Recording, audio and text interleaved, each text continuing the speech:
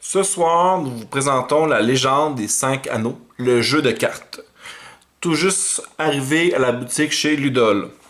En passant, merci à Ludol pour ce jeu, que nous allons pouvoir montrer en démonstration. Donc, c'est un jeu de deck building où vous allez affronter un autre joueur, donc ça se joue à deux. Chacun ayant votre propre deck. Dans la boîte de base, il y a les decks qui sont préconstruits, donc vous n'avez pas besoin de vous casser la tête pour les premières parties. Par contre, à la longue, à force de jouer, vous allez pouvoir avoir l'option de pouvoir personnaliser vos decks avec une grande quantité de cartes. Le tout déjà inclus dans la boîte de base pour justement mieux personnaliser vos parties. Évidemment, vous allez devoir affronter votre adversaire. Vous avez plusieurs façons de gagner. La première, évidemment, de rentrer dans le tas. Ce qui veut dire que vous montez une armée, puis vous partez à la guerre, vous allez l'affronter sur ces terrains. Il va y avoir 1, 2, 3 et 4 provinces. Il va falloir gagner, puis être capable, justement, de détruire, d'anéantir 3 des 4 provinces. Une fois que ça c'est fait, vous allez enfin pouvoir aller attaquer sa capitale qui est derrière. Mais d'abord, avant tout, il faut éliminer 3 provinces. Inversement, vous allez avoir 1, 2, 3, 4 provinces à protéger. Puis si jamais vous en perdez 3 sur 4, l'adversaire va pouvoir attaquer notre capitale. Puis s'il réussit à parvenir à vaincre notre capitale, nous avons malheureusement perdu la partie. Il peut le faire de manière militaire, donc avec des guerres militaires. Ça va être des jetons rouges, des anneaux rouges qu'on va voir plus tard. Avec des guerriers, il va attaquer, prendre possession. Mais il peut également attaquer de manière diplomatique. Mais oui, des guerres diplomatiques, ça se peut. Puis s'il réussit à prendre possession grâce à une guerre diplomatique, à intéresser un de nos provinces, mais elle est également perdue. L'autre option, ce qui est très important dans ce jeu, c'est l'honneur. Oui, c'est un jeu avec des samouraïs médiéval, justement asiatiques. L'honneur, très très important. D'ailleurs, tellement que si jamais un joueur parvenait à avoir 25 d'honneur, l'honneur représenté par des jetons comme ça, il gagne immédiatement la partie. Inversement, si vous arrivez à déshonorer votre adversaire, donc lui enlever tous ses jetons, puis qu'il tombe à 0 à un moment donné ou à un autre, immédiatement, il a perdu la partie. Donc, on peut soit réussir à faire tomber sa capitale, soit le faire tomber à 0 ou soit même monter à 25 d'honneur. C'est les 3 possibilités de pouvoir gagner, ce qui vous donne quand même plusieurs possibilités au courant de la partie. Au niveau du placement, premièrement, évidemment, vous allez vous choisir une famille. Il y en a 7 d'inclus dans la boîte. Ils viennent tous avec une capitale comme celle-ci qui vous donne beaucoup d'informations. Premièrement, le nombre d'honneurs que je commence. Par exemple, ici, je vais commencer avec 12 points d'honneur. Le nombre de ressources que je vais gagner, 7. Ici, la ressource, c'est de la gloire. Donc, ce que je vais gagner à tous les tours, et oui, c'est cumulatif, en plus d'une habilité spéciale qui est indiquée sur la carte, et mon modificateur, plus 2, qui va s'ajouter à ma province qui représente ma capitale. Inquiétez-vous pas, on va voir ça en détail. Si on regarde un peu mon adversaire, lui, ici, il a une valeur de 11. Donc, on n'a pas la même. Il a 11 d'honneur de départ. Lui, il gagne la même chose que moi, soit 7 de ressources, donc 7 de gloire par tour. Puis, il a sa propre habilité spéciale. Après ça, au niveau du placement, vous allez remarquer que nous allons avoir 2 decks. Donc, nous avons 2 paquets de cartes. Le plus pâle des 2, c'est celui avec, dans le fond, tous nos personnages reliés à notre faction. Ce sont des guerriers, des samouraïs, des diplomates. Il y en a une grande quantité. Puis également, certaines ressources, j'en trouve, des ressources avec des indicateurs comme ça, plus 1. Ça va venir s'additionner anneaux province pour donner une valeur de défense supplémentaire. Votre deck, votre paquet de cartes de couleur foncée, lui, ce sont des cartes d'action. C'est ce qui va vous permettre de faire diverses actions durant votre tour. Ça peut être en réaction, ça peut être de l'équipement pour équiper à vos guerriers, ou même, parfois même, des guerriers que vous allez pouvoir, des personnages que vous allez pouvoir mettre en jeu pendant les conflits. Fait que c'est diverses surprises qui peuvent vous attendre, toutes les actions que ça va vous donner. Donc, vous allez avoir 2 paquets de cartes à gérer. Si jamais un des paquets de cartes venait à être vide, pas d'inquiétude, vous pouvez rebrasser la défausse. Par contre, ça va vous coûter 5 points d'honneur. Attention, et c'est obligatoire. Puis c'est par paquet. Fait que si vous devez rebrasser les 2, ça vient de coûter 10 points d'honneur. Donc, allez-y, mollo. Au niveau du placement, c'est ça. Votre adversaire va faire la même chose. Maintenant que vos provinces sont placées devant vous, chaque province va accueillir un personnage caché, comme ceci, que vous allez pouvoir regarder, mais pas votre adversaire. Fait que vous allez pouvoir regarder vos personnages, puis pouvoir évaluer si oui ou non, ces personnages valent la peine, s'ils font votre affaire ou non. S'ils font pas votre affaire, ben vous les défaussez, vous en repigez tout simplement 2 autres, ben le nombre que vous avez défaussé. Puis après ça, on rebrasse avec les cartes jetées et votre paquet, on reforme le paquet. Ceci ne peut être fait qu'une seule fois au moment du placement. Donc, ce serait là. Pas après, une fois que la partie a commencé, c'est trop tard. L'adversaire va faire pareil. Après ça, nous allons prendre 4 cartes de notre paquet d'action. 1, 2, 3 et 4. Même principe, on les regarde. Ce qui ne nous intéresse pas, on peut les jeter. On va reprendre le même nombre de cartes. Les cartes jetées, plus le paquet, on reforme la brasse. Merci. N'oubliez pas, on ne peut le faire qu'une seule fois.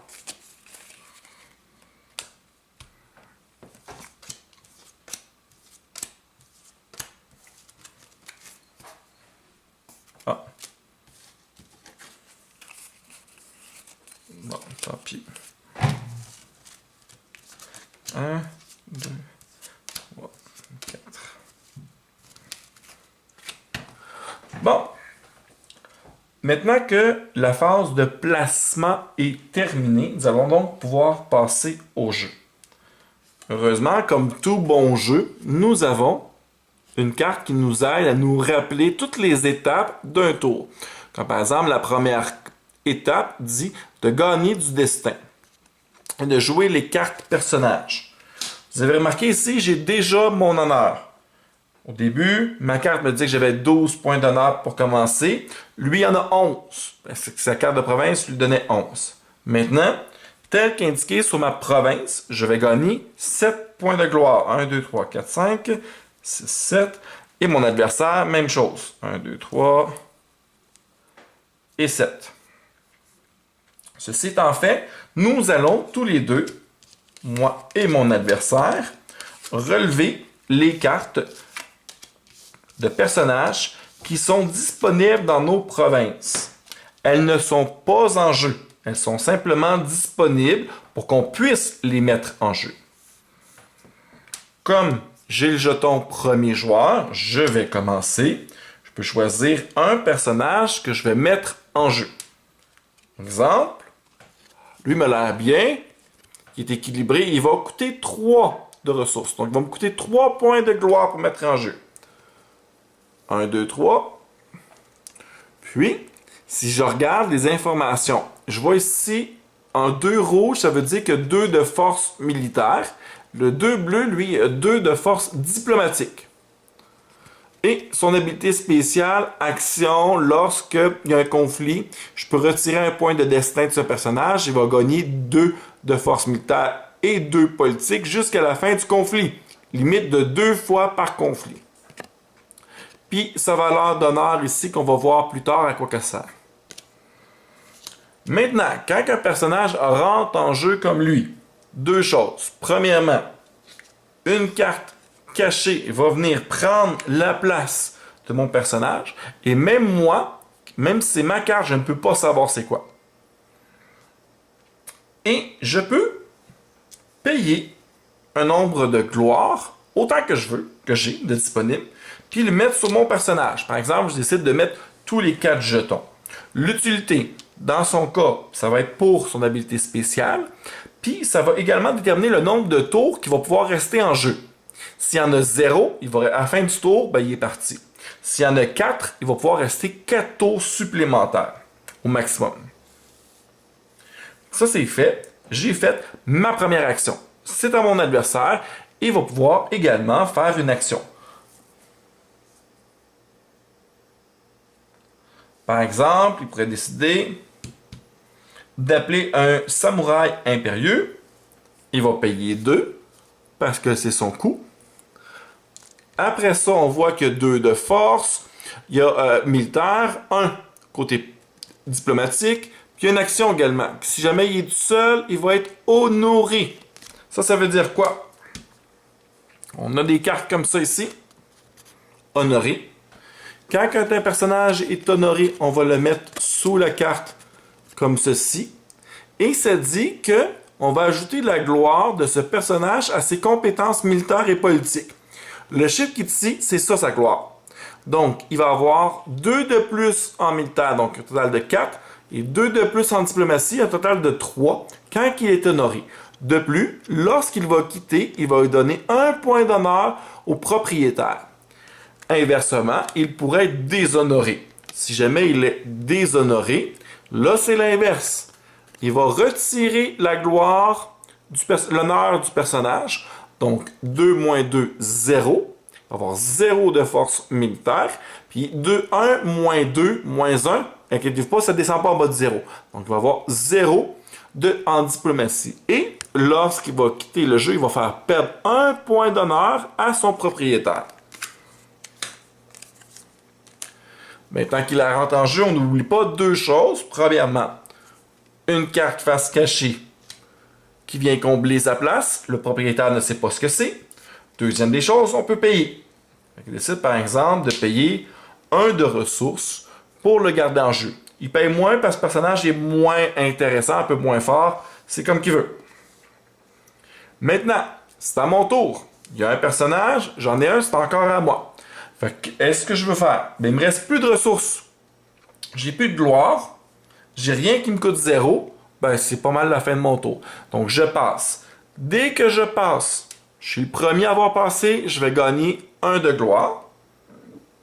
Et là, mon adversaire peut faire autant d'actions qu'il veut. Il est tout seul à jouer, jusqu'à temps qu'il décide d'arrêter. Fait qu'il reste 4. Il pourrait, par exemple, payer 2. 1, 2. Faire entrer lui en jeu. Puis comme il est plus fort, on voit que c'est un 3-1. Puis son habilité spéciale, c'est choisir une carte face cachée dans une de vos provinces, retourner la face visible. Fait que déjà, on remet une carte ici cachée, puis je paye. Ben, je vais décider de mettre les 2 derniers de gloire que j'ai sur ma carte pour qu'elle reste plus longtemps.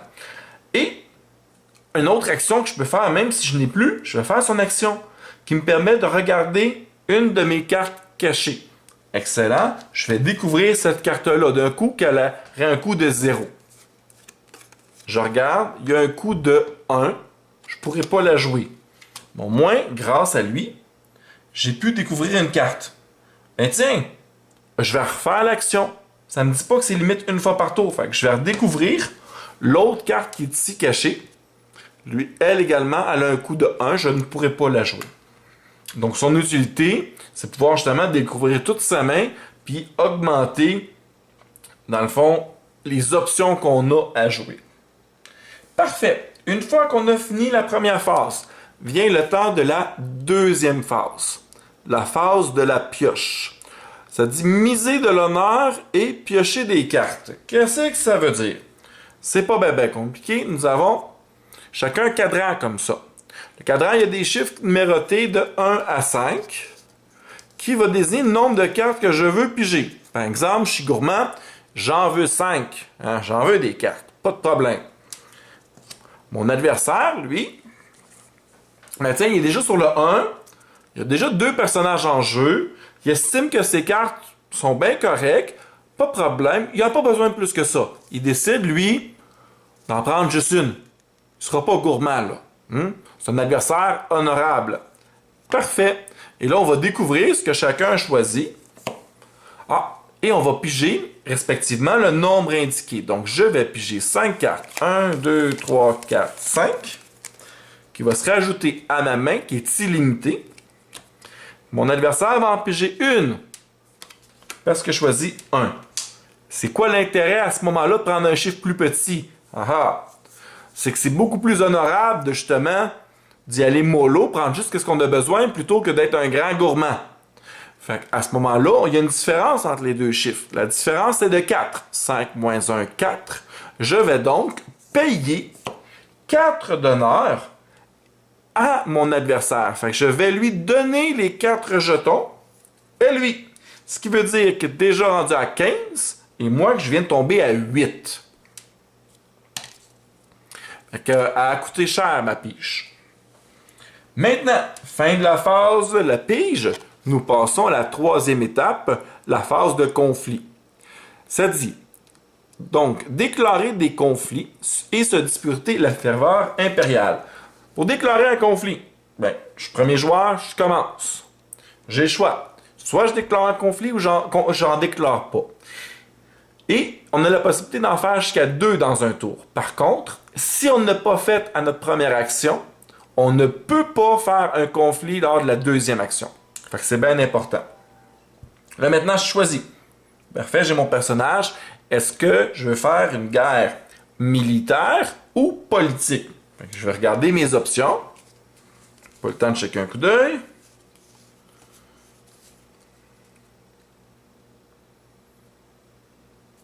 Il a l'air quand même assez fort militairement, mais malgré mes adversaires, je vais choisir une guerre militaire. Après ça, je dois choisir l'un des 5 anneaux. Chaque anneau, donc que ce soit l'anneau de l'air, la terre, le feu, l'eau ou le vide, donne un bonus à l'attaquant en cas de réussite. Parfait. Je choisis donc le vide et je vais le mettre côté rouge, côté militaire. L'autre côté, bleu, arrêté pour la phase diplomatique. Fait que militaire. Et là, je choisis où je veux aller. On va attaquer cette province-là. Dès que j'ai placé mon jeton sur une province, si elle est encore cachée, nous allons la révéler immédiatement pour découvrir ce que ça fait.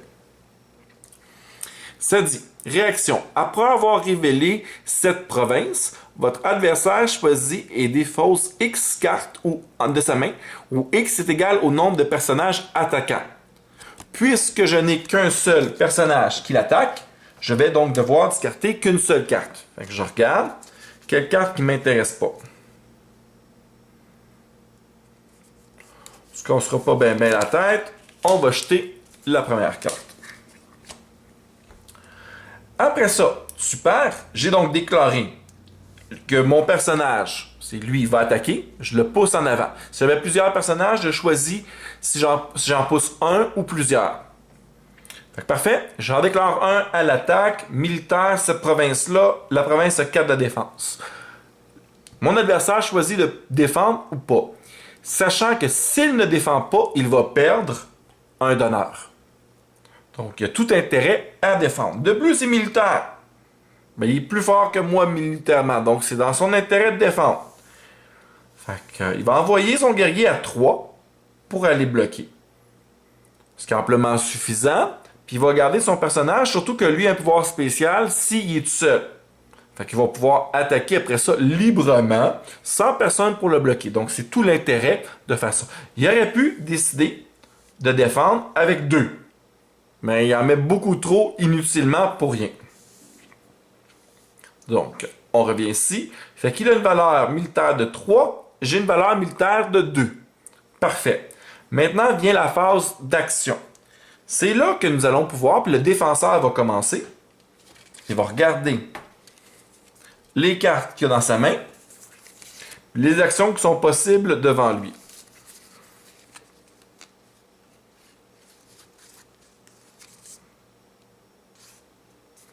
Comme si toutes ces actions-là coûtent des ressources. Malheureusement, il ne lui reste plus de ressources, il ne pourra pas la jouer. Fait qu'il ne lui reste celle-ci, qui est bon pour de la diplomatie. Malheureusement, ce n'est pas un combat de diplomatie. Donc, il n'a aucune carte qu'il peut jouer. Il va donc dire « Je passe ».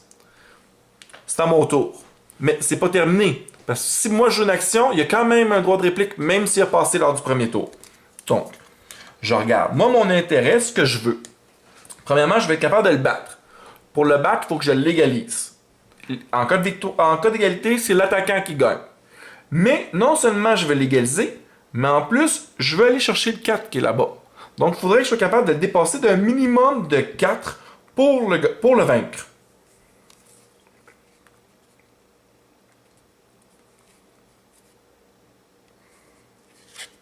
OK. Je vais donc aller... Je vais prendre ça ici. Je vais payer 1 de ressources. Et je vais obtenir un bonus de plus 2 en militaire. Puis réaction. Après que le personnage attaché a remporté un conflit, gagner 1 point d'honneur. Je vais en avoir besoin, il ne m'en reste pas beaucoup. Et je place la carte comme ceci pour que je puisse bien voir le total. Là, je suis rendu à 4 contre 3. Mon adversaire a droit de réplique. Il ne fait rien, parce qu'il ne peut pas rien faire. C'est à moi. Ben justement, j'ai des katanas qui coûtent 0, donne un bonus de plus 2. Ben super, je vais rajouter les katanas. Je suis donc rendu déjà à une valeur de 6 contre mon adversaire que 3. Ce qui veut dire que je le dépasse de 3. C'est pas encore assez. Il me manque un. Ça tombe bien, j'ai vu une dernière carte. Ah, elle coûte 1.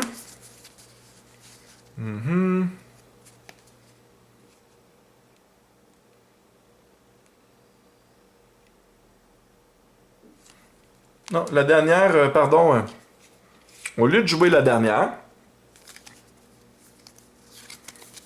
on va plutôt jouer celle-ci. Celle-ci, c'est l'assassinat. Action. Lors d'un conflit, perdez 3 d'honneur. C'est ce qu'on va faire. On va donc perdre 1, 2, 3 d'honneur. On n'a déjà pas beaucoup. Choisissez un personnage avec un coût imprimé de 2 ou moins. Justement, il y a 2 ou moins. Défaussez le personnage choisi, maximum de 1 par tour. Fait qu'on va prendre ce personnage-là, et il est mort. Peu importe le nombre de jetons, s'il y avait des cartes attachées, ben ils sont perdus aussi. Et voilà, je l'ai assassiné. Maintenant, je n'ai plus personne qui me bloque le passage. J'ai une valeur de 4. Sa province a une valeur de 4. Ben, je l'ai détruite. Nous allons donc la retourner pour indiquer qu'elle a été détruite. Lorsqu'on détruit, on peut, si on le souhaite, faire discarter le personnage qui est ici. Donc oui, et voilà, je le discarte. Parce que justement, ça va m'aider à faire défausser des cartes. Ce qui est intéressant. Après ça, ben, je regarde mon symbole ici. Ah, c'est intéressant, lui. Il me permet de retirer 1 de gloire d'un personnage. Ben, parfait, je vais aller lui retirer 1 de gloire. C'est ce que fait le vide. Et je vais garder le jeton de mon côté pour m'indiquer que j'ai eu une victoire. Excellent. Son habilité spéciale qu'on a vu tantôt me donnait 1 point d'honneur en cas de victoire. Et à la fin, je vais le coucher sur le côté pour indiquer qu'il a joué, qu'il s'est terminé pour ce tour. Je ne peux plus activer ce personnage-là pour ce tour-ci. Maintenant, phase de conflit est terminée. Ça vient la phase de conflit de mon adversaire. Mon adversaire, lui reste un personnage. Il va pouvoir attaquer, soit militaire, soit diplomatique. Je répète que dans un même tour, il ne peut pas faire 2 fois militaire ou 2 fois diplomatique. Il faut qu'il interchange. Donc, il va attaquer avec une valeur de 2. Il va choisir côté militaire, sachant très bien que j'ai personne pour me protéger. Je vais regarder mes cartes quand même d'un coup que... Non, effectivement, j'ai rien pour me protéger. Là, il va choisir. Il y a des militaires parfaits. Il va choisir quel type de combat qu'il veut. Ben lui, là, l'air, ça va l'intéresser. Pourquoi? Parce que si on regarde l'air, ça dit il peut me prendre un pion d'honneur à son adversaire ou gagner 2 d'honneur. Ben, j'ai pas beaucoup d'honneur. Fait qu'il y a tout intérêt à les récupérer. Fait qu'il va, par exemple, faire une guerre ici. Nous allons découvrir immédiatement la province. La province a une valeur de 3. Il attaque de 2. C'est dommage, il en manquait pas gros. Et si jamais il avait détruit ma province, j'aurais pigé 3 cartes.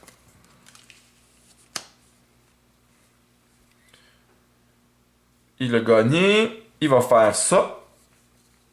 Il va donc me prendre un d'honneur. Et son personnage est rendu tapé. Fin du tour. Pardon, fin de cette phase. Maintenant, si on regarde, on va se disputer la ferveur impériale. Qui va l'avoir? J'ai eu une victoire. Mon adversaire a eu une victoire. C'est égalité. Nous avons chacun 0 personnage encore debout. Parce qu'on va additionner les personnages encore debout. 1 pour 1, personne là. La ferveur impériale reste au centre. Si quelqu'un l'avait gagné, pour le prochain tour, il y avait soit à son choix +1 militaire ou +1 diplomatique.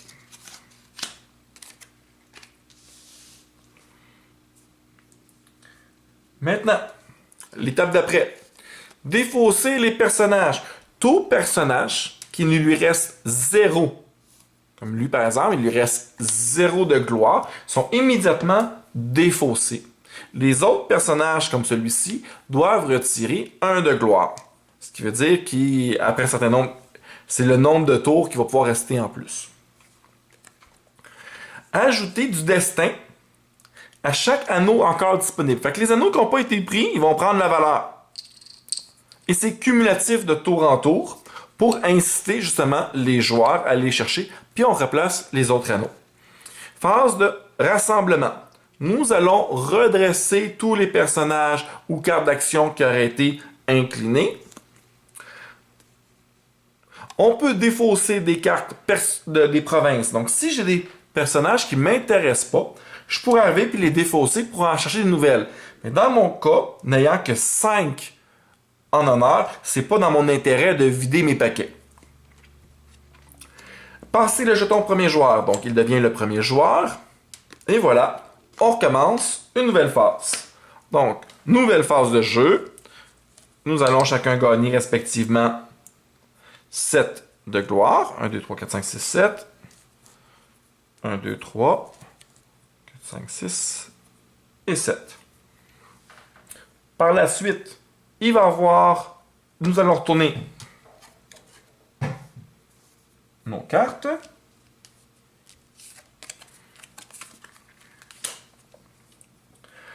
Vous voyez ici, comme je disais tantôt, une ressource qui me donne +1 à ma valeur de défense. Tant si longtemps que cette carte-là est face visible, elle ne peut plus accueillir d'autres personnages. Puis elle a une action qui me permet de sacrifier cette carte pour piocher une carte. Fait que là, mon adversaire, qu'est-ce qu'il va faire?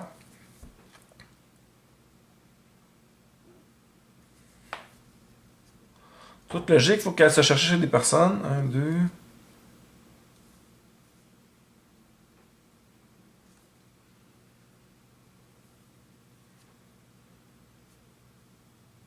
OK. On va aller chercher mademoiselle ici. On va payer 1. Puis on va mettre un jeton pour pouvoir la garder en jeu. C'est une 0,3. Donc 3 de défense au niveau de la politique. Ça, c'est à moi. Si je regarde de mon côté,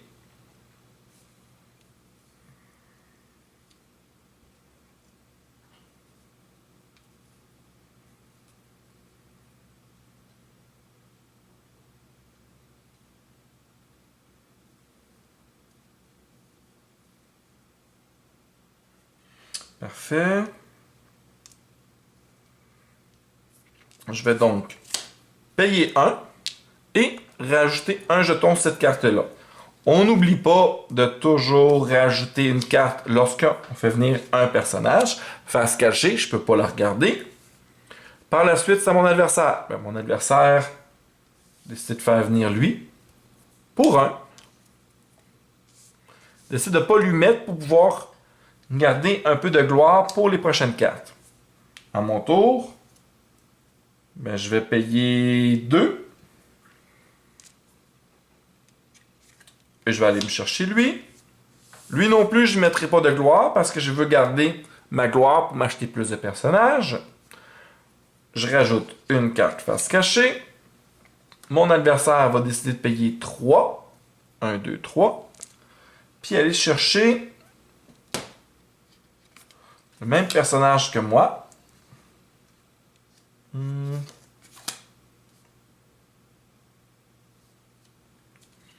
Ouais. Ce personnage-là, lui rajouter un jeton qui peut donner un bonus de plus 2. Et voilà.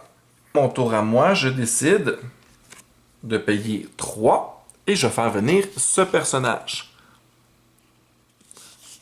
Il y a une habilité spéciale qui dit en réaction, donc immédiatement après que ce personnage entre en jeu, si vous contrôlez au moins 3 autres personnages comme ceci, placez 2 pions destin sur ce personnage.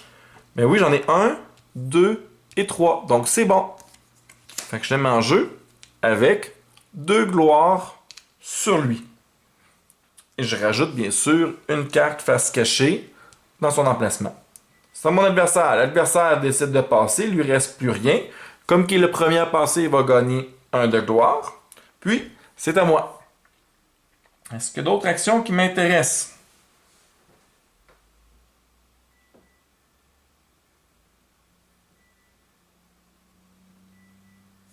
Non, c'est bon. Fait que ça va être tout pour mes actions.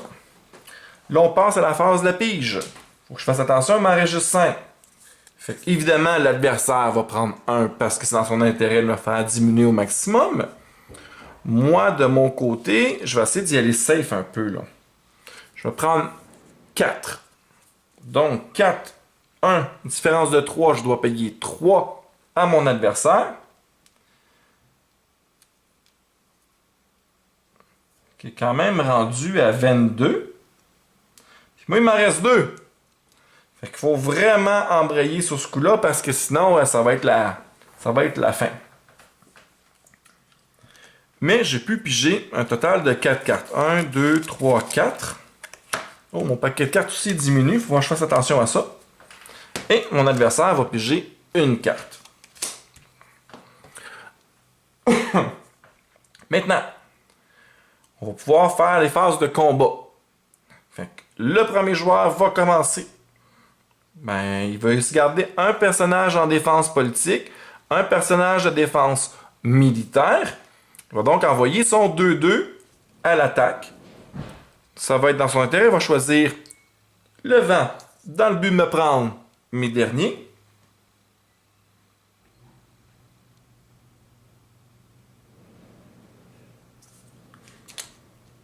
Puis il va aller ici. Il va choisir diplomatie parce qu'évidemment, je suis moins fort en diplomatie.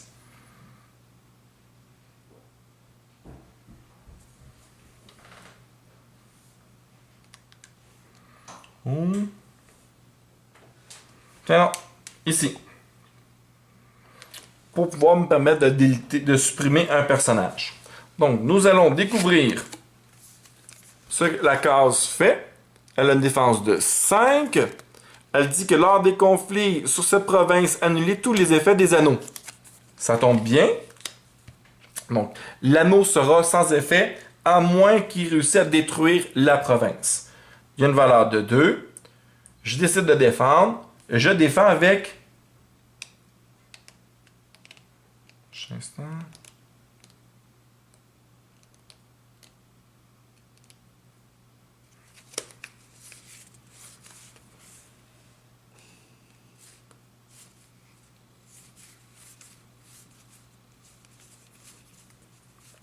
Bon, je vais laisser passer.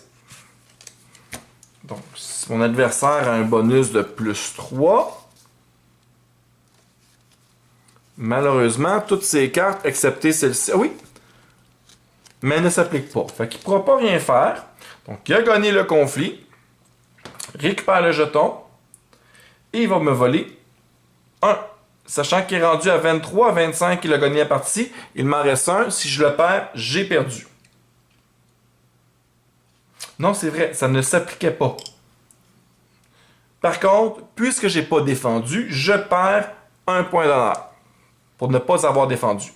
La carte est inclinée. Là, c'est à mon tour à choisir un combat. Si je veux faire un combat militaire ou diplomatique. Bon, ben, j'ai lui qui est militaire.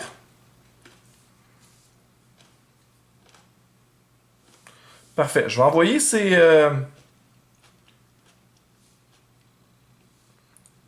deux-là du côté militaire pour une valeur de 6. Puis je vais choisir le feu qui va me donner un jeton. Puis je vais aller le poser ici. Nous allons immédiatement découvrir ce que réserve la carte. 4. Réaction. Après avoir révélé cette province, échanger le type de conflit de l'élément. Donc j'avais dit que c'était militaire. Ça va donc devenir un conflit de manière diplomatique. OK. Évidemment, l'adversaire va donc choisir lui pour défendre. J'ai une valeur totale de diplomatie de 2. Il a 3. Je suis mieux de changer ça. La quantité de cartes que j'ai, ça ne sera pas trop un problème. Je suis le défenseur. Non, il est le défenseur, il est Jean premier. Comme on l'a vu tantôt, il n'y avait aucune carte qui pouvait jouer, donc ça ne sera pas d'aucune utilité.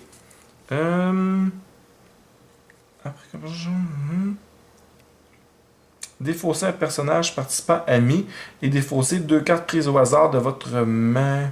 Non, ça, c'est pas intéressant.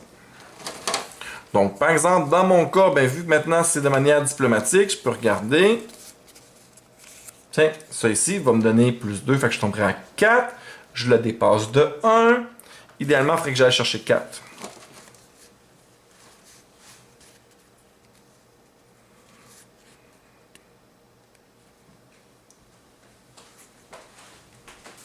De conflit.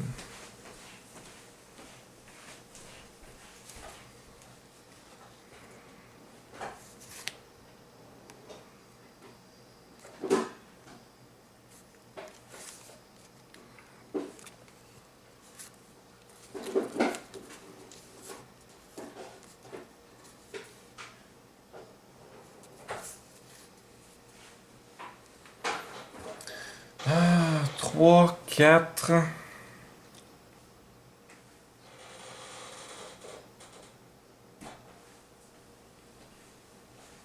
Parfait. On va jouer ça ici. Coûte 1. Ce qui me permet en tant qu'attaquant, choisir un personnage défenseur avec une gloire de X ou moins. Il a 1 de gloire. X représentant le nombre d'attaquants. J'ai 2 attaquants, donc je suis correct. Puis, je renvoie le personnage. Donc, il n'y a plus personne qui protège et qui défend. Ce qui veut dire que ma valeur de combat est suffisante. Ce qui me permet de gagner ma victoire ici. Les personnages vont devenir tapés. Et le feu me permet de pouvoir... On regarde ici. Le joueur attaquant choisit un personnage et l'honneur ou le déshonneur.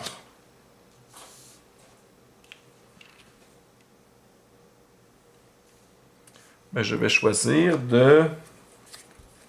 d'honorer mon personnage ici afin de me donner, à la fin du tour, quand il va quitter, un peu d'honneur. C'est à lui. Il peut choisir de faire une attaque militaire, puisque déjà fait une attaque diplomatique.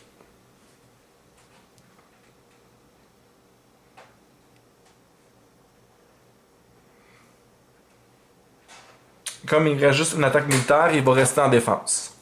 C'est donc à moi. Je vais donc choisir effectivement l'attaque militaire. Il va donc défendre du côté militaire. Je répète que tantôt, notre élément avait été interchangé suite à ça, mais c'est l'élément qui avait été interchangé.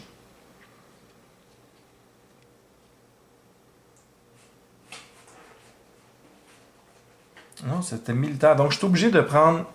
Ouais, c'est ça, militaire. OK. Fait que militaire, qu'est-ce qu'on a qui peut être intéressant? Nous avons une force de 4, de 5, de 6 et bloc de 2. Ça lui laisse juste 4. Nous allons prendre les montagnes. Oh, c'est correct. Nous allons le faire sur... lui ici. On va découvrir la carte. La carte a dit que action, lors d'un conflit sous opposition, choisissez 2 personnages participants, honorez un et déshonorez l'autre.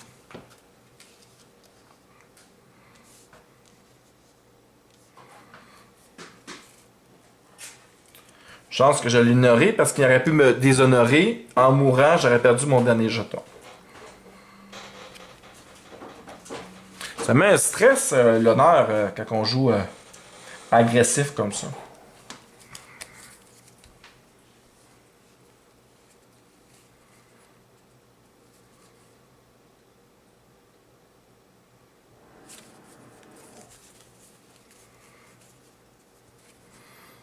Et il y a une valeur de 3 de défense, qui bloque 2, 2, 1, 2, 3, 4. Ben, c'est suffisant. Fait qu'à moins que mon adversaire puisse faire de quoi, mais de mémoire, il ne pouvait rien faire. Non. Ah oui, on dit avec des 1. Choisis. Ça ne donne pas. Non.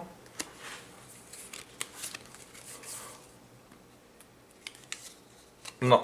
Fait que malheureusement, ici, il va avoir perdu.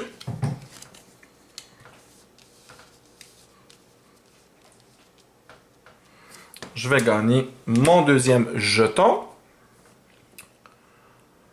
L'effet de la montagne me permet de piger une carte supplémentaire et mon adversaire en défausse une. Une fois ceci fait,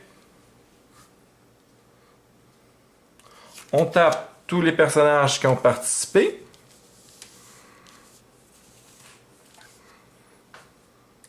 On va regarder à qui va la gloire. Ici, on a un jeton, plus un personnage encore debout, ce qui fait 2. De mon côté, j'ai 2 jetons. Fait que c'est encore une fois une égalité. Personne ne va avoir la faveur de l'empereur. Et nous allons mettre des jetons gloire sur ce qui n'a pas été utilisé. Défausser les 4 personnages qui n'ont rien. Fait comme lui ici est automatiquement défaussé. Elle est défaussée. Elle était honorée. Je vais donc gagner un point d'honneur. Ce qui va me faire du bien parce que je suis à court. Puis, chaque personnage va perdre 1 de gloire. Et voilà. On va les redresser.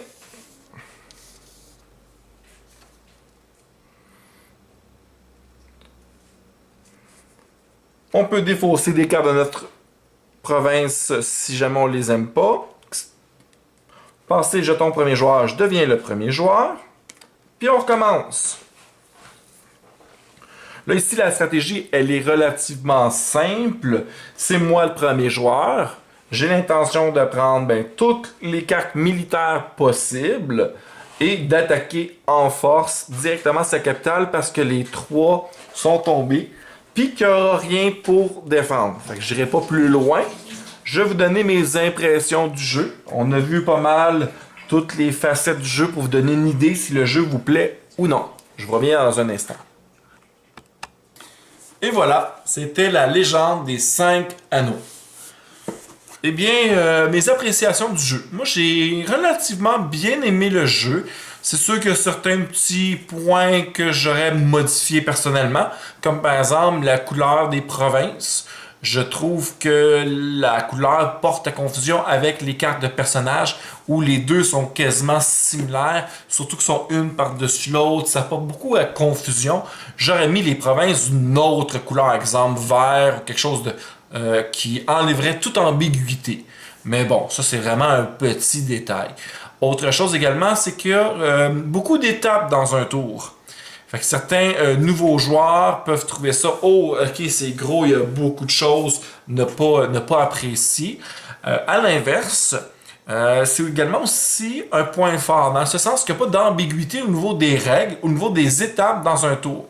Parfois, il y a certains jeux justement de deck building où il va y avoir des possibilités de pouvoir contrecarrer l'action d'une autre et contrecarrer le contrecarré d'une action et ainsi de suite.